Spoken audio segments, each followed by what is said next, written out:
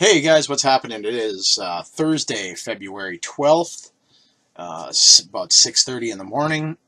Got a pickup video from yesterday. I actually hadn't planned on going out and looking at all, but due to a bit of an emergency, I was out and about. I had to take my puppy Buckley to the vet. He fell off the bed yesterday morning and dislocated his kneecap and cracked part of his tibia. Um, So it's been awfully quiet around the house here tonight and today. He's a good little guy. It's tough to come home and not hear his his uh, his tags jingling. But the vet already called and said the surgery went good, and we get to pick him up later today. So enough about that because it's kind of a downer. Anyway. Being that I was out and about, I decided to do some running around, and first place I stopped was Goodwill. Made the mistake of thinking I didn't have this, and I actually do have this. For some reason, I thought I had Part 2 and not Part 1, but Rainbow Six Vegas. Only paid $5 for it. If there's somebody out there who wants this and they're willing to pay shipping, send me a private message and I'll gladly send it out to you. For $5, I'm not really worried about it.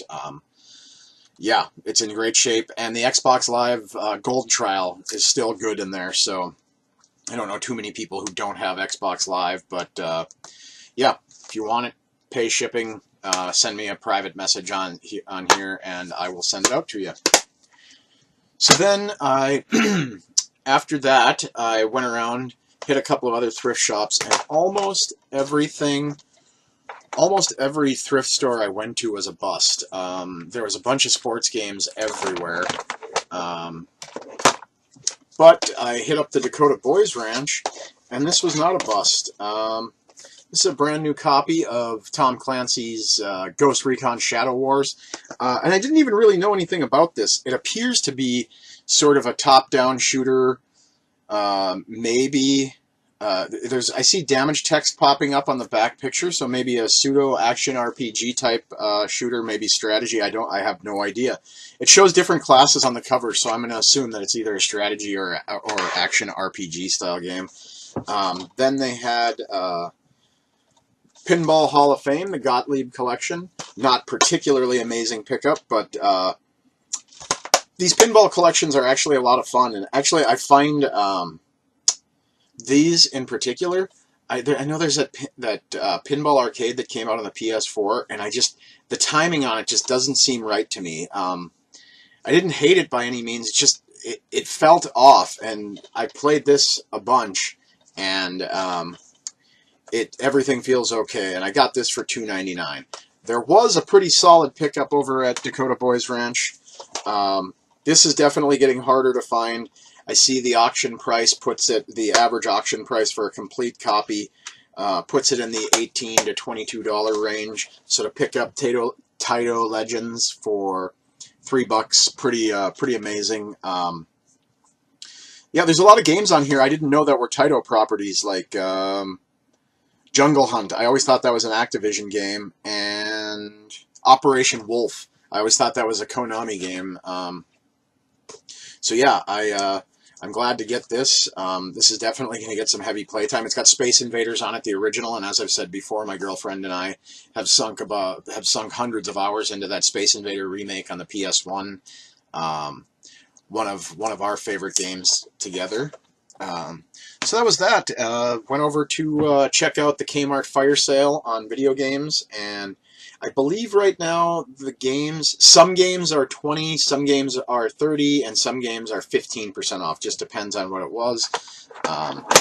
So I picked up Nano Assault was after the discount was like $8.60. It's a shooter, space shooter game.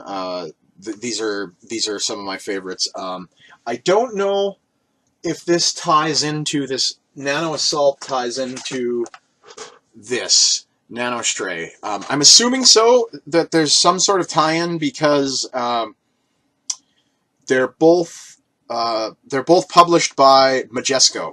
Of course, Majesco famous for the Advent Rising debacle on the original Xbox. So yeah, I'm glad to get Nano Assault. Those are some of my favorite games. Shooters and fighting games I absolutely love, and I've said before I'm not particularly good at them. The one shooter that I am really good at, that I will say I'm really good at, is Task Force Harrier X for the Sega Genesis.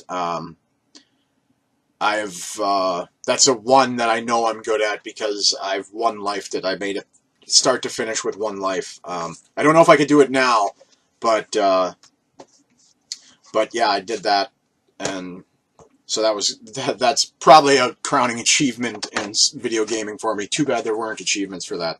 Then I didn't know anything about these things, so I'm assuming they were maybe not rare, but tougher to find.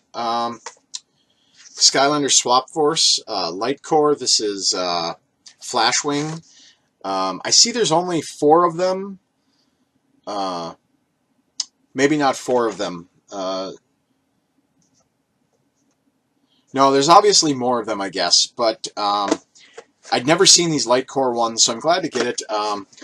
I do play Swap Force from time to time. It's a game I've never beat, and I probably never will, because I don't know if I'll ever have the right amount of figures or the correct figures to actually complete the gist of the game. I know certain areas are locked off, but these were 40% off, so they came to like, what was it? It came to $7.20 a piece. And that Kmart, if you are here in the Grand Forks area, they are still having the blowout on the video game section to get rid of it. They have a bunch of third-party peripherals, some of those Rock Candy controllers, which I've said before, I have no problem using third-party gear. I know there are people who are snobs about that. Look, controllers are going to break down, and if you can get them on the cheap, especially if you've got kids, or you have heavy usage of them. The first-party stuff is just oftentimes too expensive to have exclusively first-party stuff. So to have, those Rock Candy controllers are wired, and that's a 360 controller, and if you use Steam, it'll map right to it. So those games on Steam that have controller support, you could use that, and for $20, does it really matter if it's the official Microsoft Xbox controller? Probably not. So I got those. That was pretty cool. Then I walked around, couldn't find really much of anything, and I went to this place that appeared to be like sort of a pawn shop, but he told me he buys a lot of estate auctions. So we got to talking, and I asked the guy if he had any old video games, whatnot, and he said, yeah, sure do. And he took me back to he had like 5 different rooms set up, and he showed me, he's like, oh, I got something for you, and he showed me a bunch of plug-and plays, and none of them were really impressive. He had the Miss Pac-Man one. I have all those. My girlfriend loves those plug-and plays, so we have the first 3 that were ever released. Not really a big deal to get those, so I passed on those, and then he was like, oh, you know what? I've got a bin. I've got one more bin of stuff. So he takes this bin out, and everything needed to be cleaned up. But there were some pretty cool things in there, for sure.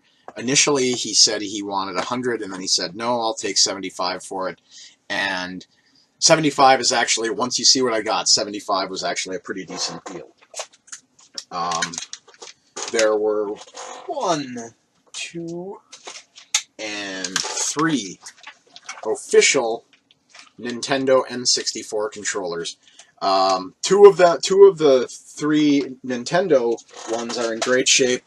Jimmy Schneider's, the stick isn't loose so much as it is sticky and gummed up in there. So I'm thinking I will take, if it all fits together, I might take the Radio Shack Super Pad 64 apart and see if I can swap the sticks out or whatever. But yeah, Jimmy Snyder did not take care of his N64 controller. The other 2 N64 controllers are in fantastic shape. And actually, to be honest with you, this Radio Shack Super Pad one is in fantastic shape. The stick is good. The triggers are good. The shoulder button, or the trigger, is good. The shoulder button is good. So yeah, this one's actually not in bad shape. And I said before, I don't mind using a third-party controller. I don't even have a 64 right now, so I will probably pick one up at some point, but I don't want to pay an arm and a leg for it, so I'll wait until I have some trade stuff built up and maybe pick one up out at Rock 30. Then there was Xeno Warrior Princess, the Talisman of Fate. Don't know anything about it other than it's a Xena game, so I'm assuming it's a train wreck. Then there was one cool game for the 64, Star Wars Shadows of the Empire, or Shadows of the Empire. So I see that one goes anywhere between 10 to 12 bucks. That's pretty cool. I forgot how heavy these carts were, and that's mainly because I didn't ever have a 64. My roommate did, but I never really paid attention to it. Then there was just a random lot of 2,600 games in there. Laser Blast. Here's a classic, Missile Command. And last but not least, Warlords. So, that's that stuff. Not all of it yet. Also in this lot, got a pretty awesome controller. And I never had one of these as a kid, and this thing is dusty, but in terrific shape. The buttons are stiff. The stick doesn't feel like it's been beat on or anything like that. The turbo knobs are not loose. These player 1, player 2, select, slow, all the controls are really firm on this. So I'm glad to get it. You know, this is a great joystick. The rubber feet on the bottom are in immaculate shape. So I'm assuming somebody got this and just didn't like it.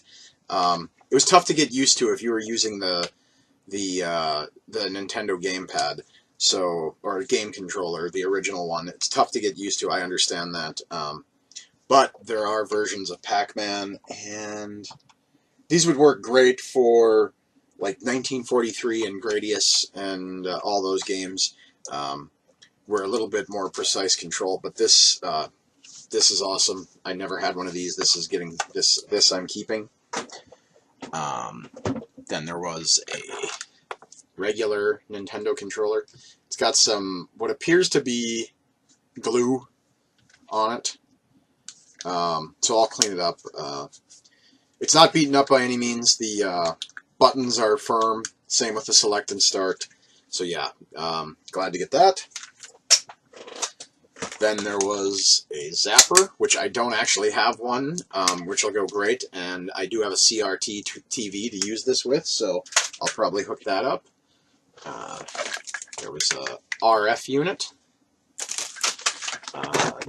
official Nintendo AV cable. Then on to one of the cooler things that was in this lot. So starting to see that $75 wasn't a bad deal.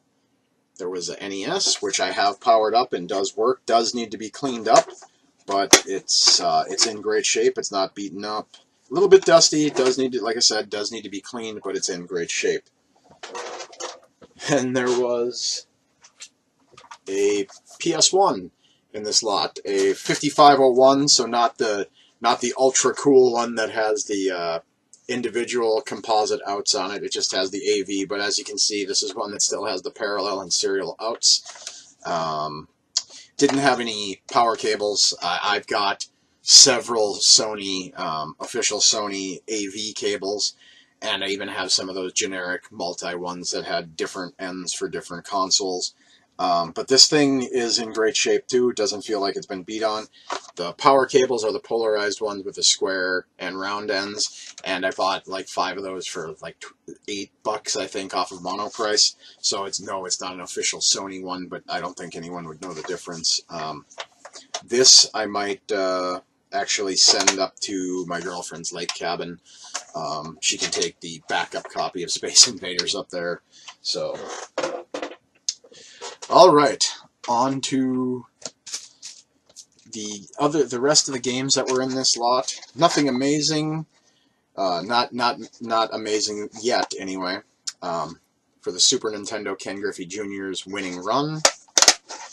One of my favorite football games of all time, Madden 93. And I don't remember this game at all, so I'm going to have to look it up. But Boxing Legends of the Ring.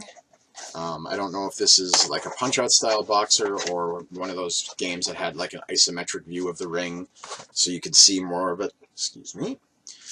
Then a stack of Nintendo games. A game that I'm definitely going to keep.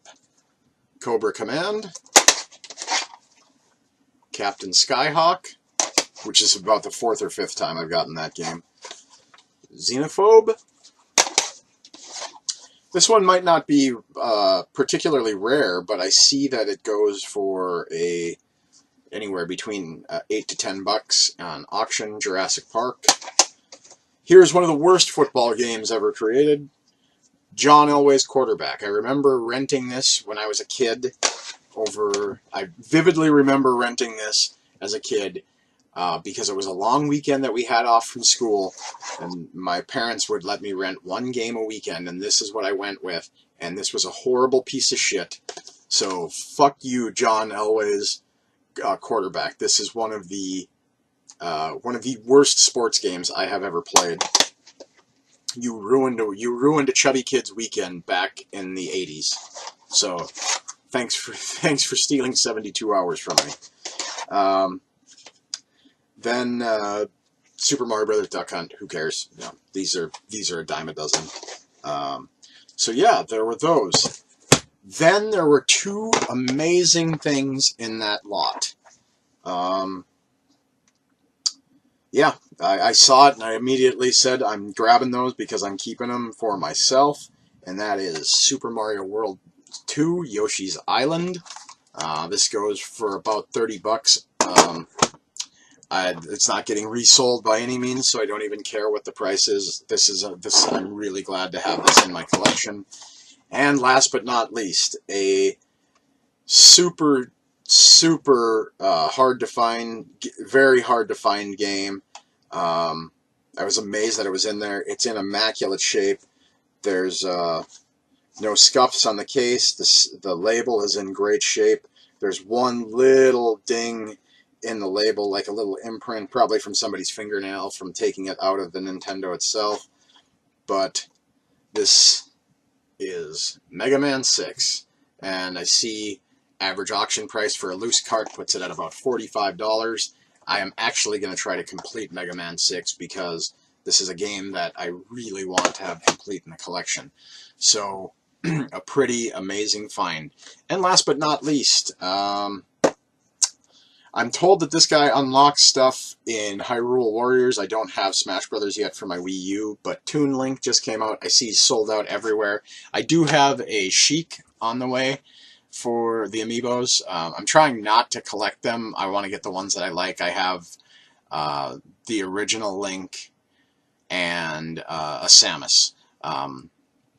So I'm trying not to collect them by any means. I just want, if I do get them, I want to get the ones that I like and the characters that I like. So I believe and the Sheik one I could really care less about, but I was reading up on it, and it sounds like Toon Link and Sheik will unlock different actual characters in Hyrule Warriors as opposed to just game stuff. So yeah, that was a pretty massive pickup today. Some really good stuff, in particular the Taito Legends,